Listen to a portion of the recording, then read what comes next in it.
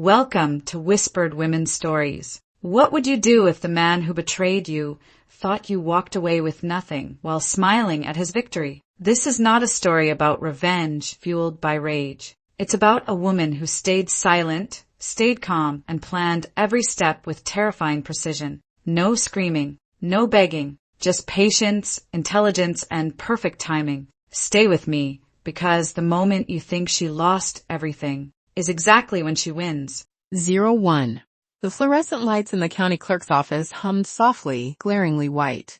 The air carried a sharp mix of disinfectant and old paper. Elena Voss sat on a cold plastic chair, her back perfectly straight. Spread out on the desk in front of her was a divorce settlement agreement. Black words on white paper, every line painfully clear, like tiny blades carved into the page and into the last 10 years of her life. Across from her, Julian Hale looked impatient. He kept glancing at the gold watch on his wrist, fingers tapping against the mahogany desktop. Tap, tap, tap. In the unnaturally quiet room, the sound was grating. "Just sign it," he finally said. His voice was flat, emotionless, as if they were discussing some trivial business deal. Elena didn't look at him. Her eyes rested on the final section of the agreement. The asset division was spelled out in cold detail. 3 properties purchased during the marriage, including the villa they currently lived in, all went to Julian. The company's shares and all investment accounts had nothing to do with her. What she could take was limited to the money in her premarital account, plus the generous $300,000 Julian had agreed to give her. 10 years of marriage, exchanged for $300,000. The clerk, a middle-aged woman, watched them with a blank expression, as if observing a silent play she had seen countless times before. She slid a black ballpoint pen toward Elena. The pen was icy to the touch, cheap plastic under her fingers. Elena gripped it, her knuckles paling slightly. She remembered 10 years ago, when they registered their marriage. Julian had used a pen just like this to sign his name on a bright red booklet. Back then, his hand had been warm and steady, his palm slightly damp. Every stroke of his signature had felt like a promise. Now that same kind of pen was here to end it all. She didn't hesitate. Leaning forward, she carefully wrote Elena, letter by letter. Her handwriting, like herself, was slender, yet unyielding. When she finished the last stroke, she set the pen down gently. Click. Julian immediately snatched up the agreement, added his own copy, and handed them to the clerk. He moved fast, as if even a second's delay might make the ink vanish. The clerk took the papers, reviewed them, then stamped them with a cold metal seal. Clack. The crisp sound declared the absolute end of a relationship. She slid one copy toward Elena. All set. The small divorce decree, stark and official, seemed blood red to her eyes. Elena picked it up and placed it into her cloth bag. She had made the bag herself, embroidered with a simple orchid. "I've got a meeting this afternoon," Julian said as he stood, straightening his suit collar, smooth, not a single wrinkle. He didn't look at Elena. He walked straight out. The door opened, then closed, cleanly separating 2 worlds. Elena remained seated for a moment longer. The fluorescent lights still hummed, though the sound felt distant now. She stood, slid the chair back into place without making a sound, then turned and left the room. Outside, the sun was bright, but she felt no warmth at all. 10 years ago, Julian hadn't been like this. Back then, he wore faded jeans and a plaid shirt, riding a beat-up second-hand bike that rattled everywhere except the bell. He'd carry Elena through the tree-lined streets of the college town. The wind lifted her long hair, sunlight filtering through the leaves, scattering like flecks of gold over them. He had said, "Elena, one day when I make it big, I'll buy you a huge house and a beautiful car." She'd sat on the back seat, arms around his waist, her cheek pressed to his back, laughing. "I don't want a big house or a car," she'd said. "I just want you." After graduation, they stayed in the city. Julian, driven and stubborn, threw himself into the building materials business. Elena found a stable job as an accountant, using her modest paycheck to support their tiny home. Life was hard, but sweet. They lived in a cramped rental, barely over 100 square feet.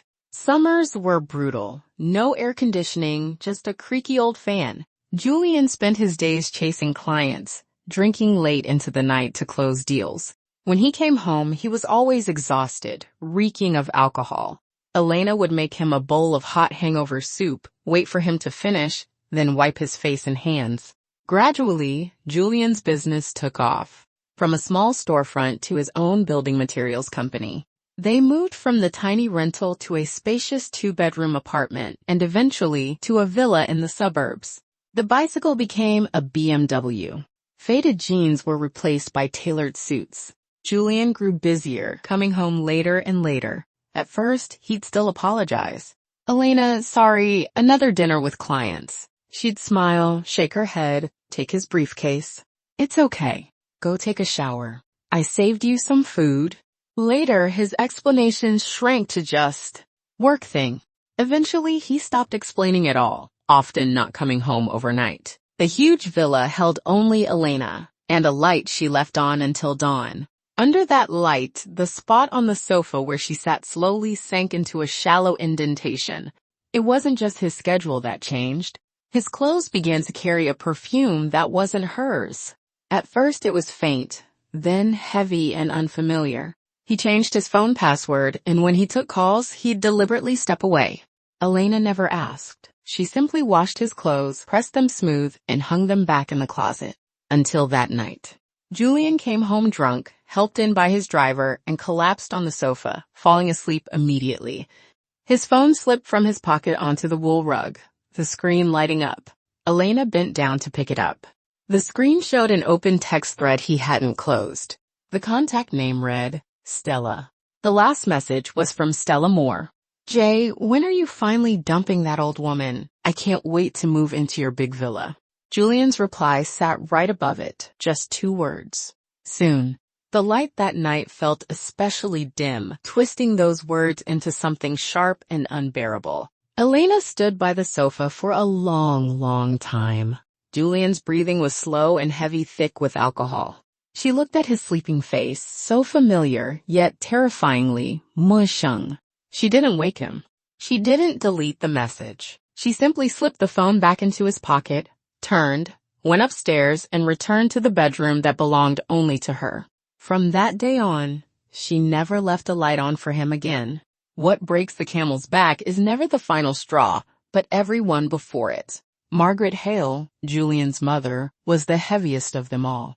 Before Julian made it big, Margaret hadn't been kind to Elena, but it was the usual mother-in-law criticism, complaining she couldn't cook well enough, that her background was ordinary, that she hadn't produced a grandchild right after the wedding. Once Julian became Mr. Hale, and Margaret moved into the luxury villa her son bought, her spine straightened overnight. Her criticism turned into undisguised contempt. "A hen that can't lay eggs. Why is she squatting in the Hale family's nest?" She had said it to Elena's face more than once. Elena never argued. When Margaret visited, she'd prepare tea, then quietly retreat to the study. But Margaret had no intention of letting her off that easily. Tati. That Saturday afternoon, Elena was in the garden trimming the roses. The sunlight was warm and gentle. She wore a linen and cotton dress and a straw hat, looking calm and serene. The gate's keypad let out a beep-beep as it unlocked, followed by Margaret's unmistakably loud voice. "Stella, don't be shy, make yourself at home. Sooner or later, this place is going to be yours anyway." Elena's hand paused mid-cut. She turned around and saw Margaret walking in arm with a young woman. The girl wore a tight dress and flawless makeup. It was the same Stella Elena had seen on Julian's phone that night. Stella swept her gaze around the yard before letting it land on Elena, her eyes filled with a winner's smug triumph and undisguised disdain. "Oh, you're home?" she said sweetly, her voice syrupy in a way that made skin crawl. Margaret noticed Elena too.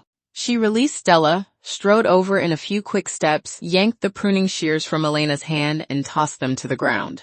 "Cutting flowers again? All day long, messing with useless junk. We have an honored guest here, and you don't even bother to come greet her? No manners at all." Elena bent down to pick up the shears. Margaret stomped her foot on them, looking down at her from above. "I brought Stella here today so you'd see for yourself. You're not good enough for my son.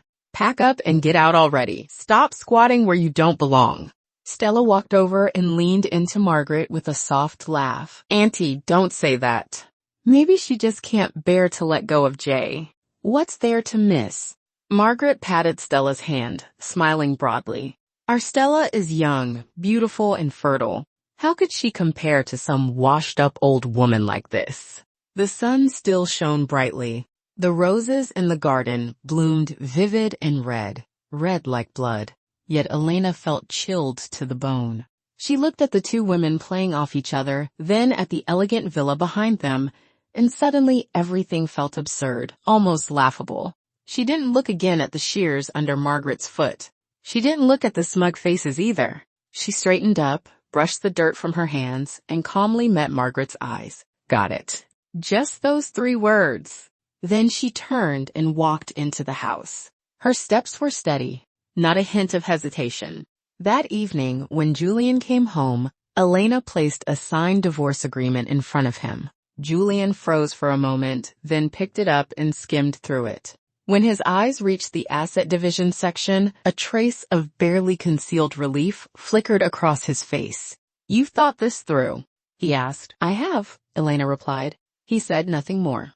When they left the county clerk's office, it was barely 2 in the afternoon. The sky looked freshly washed, a flawless blue.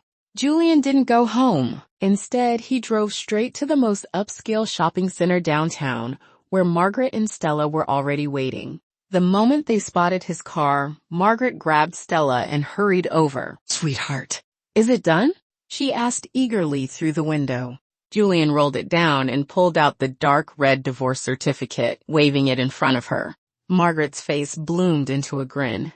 "Wonderful. I knew my son could handle it." That bad luck woman finally got out. Stella leaned in shyly and kissed Julian on the cheek. "Jay, you're amazing." Julian clearly enjoyed it.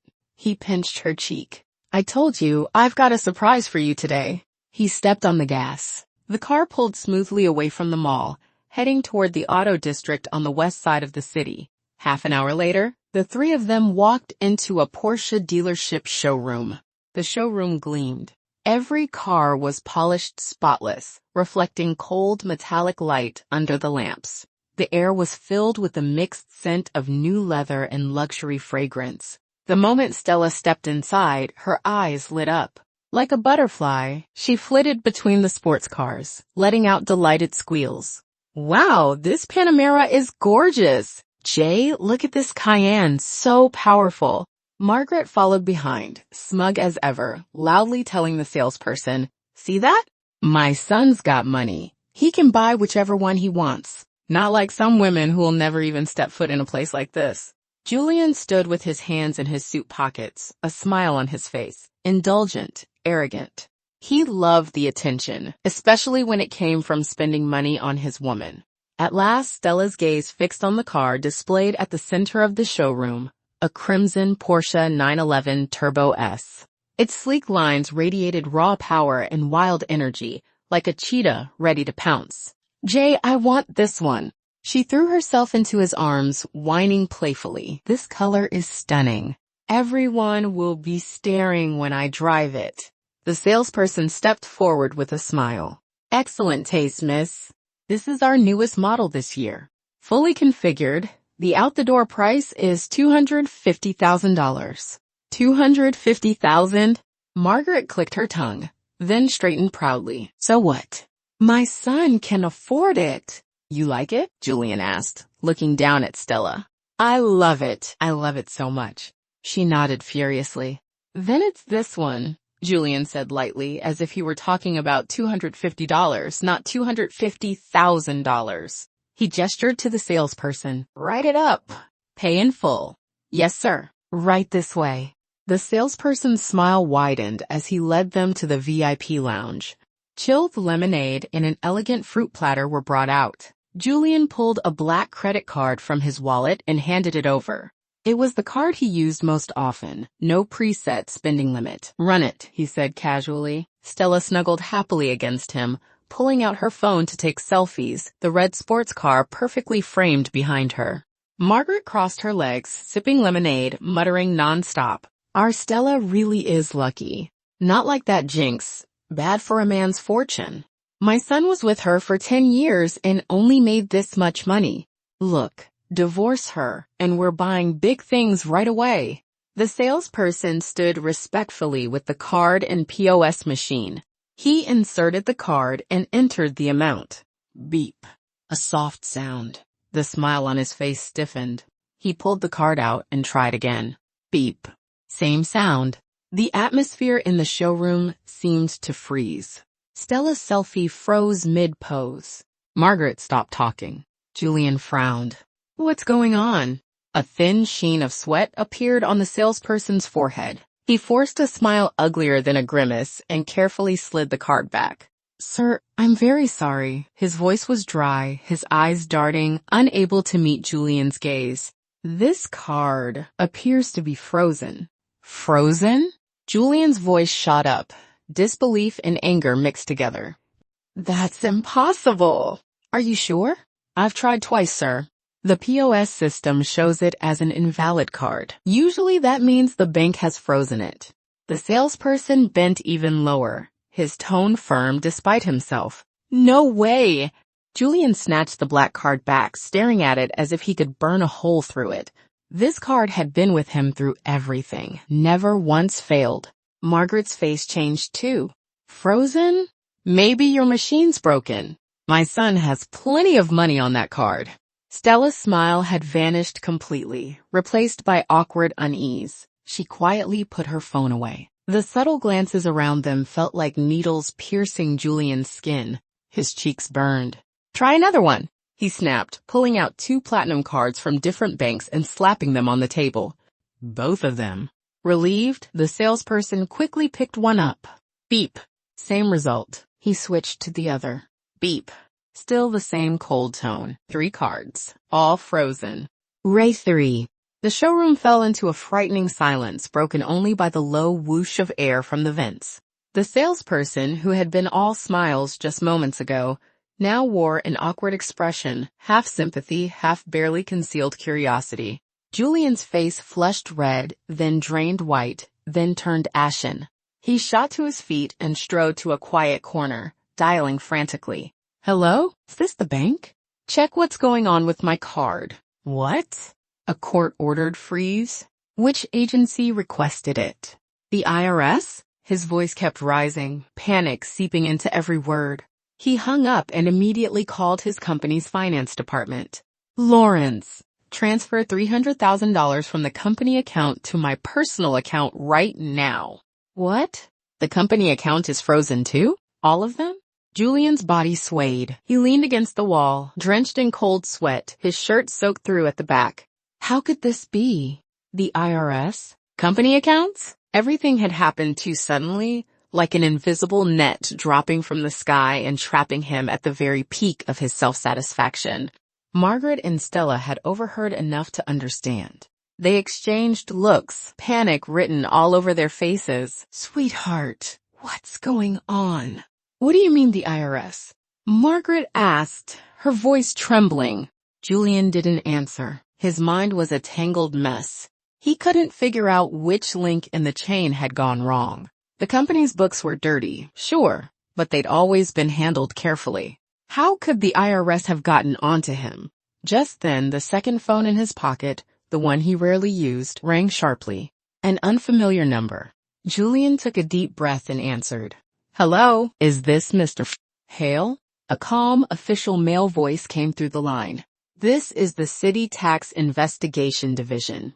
We've received a verified report alleging that your building materials company engaged in large-scale tax evasion over several years through dual bookkeeping and fraudulent invoicing. Please report to our office immediately to cooperate with the investigation. Additionally, in accordance with the law, we've coordinated with multiple banks to freeze all personal and corporate accounts under your name. Your company and related business locations have also been sealed. Every word hit Julian's chest like a sledgehammer. A report? Who filed it? Who reported me? He shouted. I'm sorry. The informant's identity is confidential. The call ended. Julian stood there, phone slipping from his numb fingers. It hit the floor with a sharp crack. Slowly he turned, staring blankly at the crimson sports car in the center of the showroom. It no longer looked like a car, but like a monster with its jaws wide open, mocking his arrogance. At the same time, on the other side of the city, in a quiet cafe, Elena sat by the window with a steaming latte in front of her. Outside, the sun was bright, traffic flowing endlessly. She didn't touch the coffee. She simply watched the street. On the table sat a dark brown briefcase, the same one that had held her divorce papers earlier that morning. After a while, she opened it and took out a thick manila envelope. She opened the envelope and laid its contents out neatly, one by one. These were no ordinary documents. The first stack was bank statements, thick and detailed. Different colored highlighter marked every suspicious transaction, large cash deposits, frequent transfers involving shell companies. Each entry clearly matched a date and amount. The second stack looked like ordinary accounting ledgers, but a closer look revealed that several pages differed subtly in paper texture and thickness. These were the clean books Julian used for inspections, and Elena had already uncovered traces of the hidden off-the-books ledgers buried within them. As a seasoned accountant, she had an instinctive sensitivity to numbers. Julian thought he'd covered his tracks perfectly, never realizing that when he came home late at night, he brought with him not only a stranger's perfume, but also the distinct smell of ink and paper unique to double bookkeeping. The third stack was a pile of copied invoices. Some were fake purchase invoices inflated to raise costs. Others were service invoices for transactions that had never happened at all.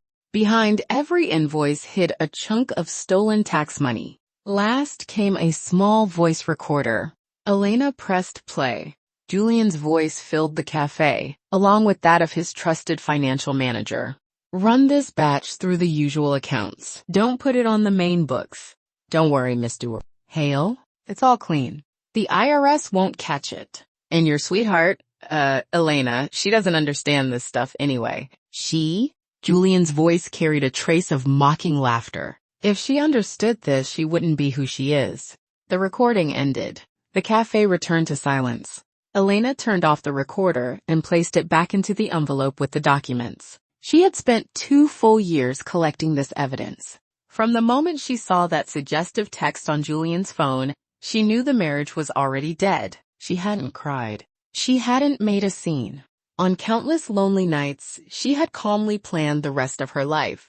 Using her professional expertise, she hunted patiently, gathering proof of Julian's crimes piece by piece. Every smug smile, every moment of his contempt became a weapon in her hands. She didn't want his money. What she wanted was a clean end, and a reckoning that made him pay for his betrayal and arrogance. Just a week earlier, she had anonymously submitted all of that evidence to the tax investigation authorities. She had timed it precisely. The investigation, evidence collection, and account freezing procedures would all kick off in full on the very day she signed the divorce agreement. A black sedan pulled up outside the Porsche showroom. Several uniformed officers stepped out and walked straight toward Julian, whose face had gone deathly pale. Mr. Hale, please come with us, the lead officer said, flashing his credentials. His tone left no room for refusal. Julian looked like a puppet with its strings cut. He didn't resist. He didn't speak. He simply let them take him away. Margaret collapsed onto the floor, wailing uncontrollably. Stella was already nowhere to be seen. The day after Julian was taken away, a full list of the assets under his name was made public. The luxury villa where he and Elena had lived for 5 years was sealed off, bright notices plastered across the gate. The once meticulously maintained garden was left untended, the roses slowly withering.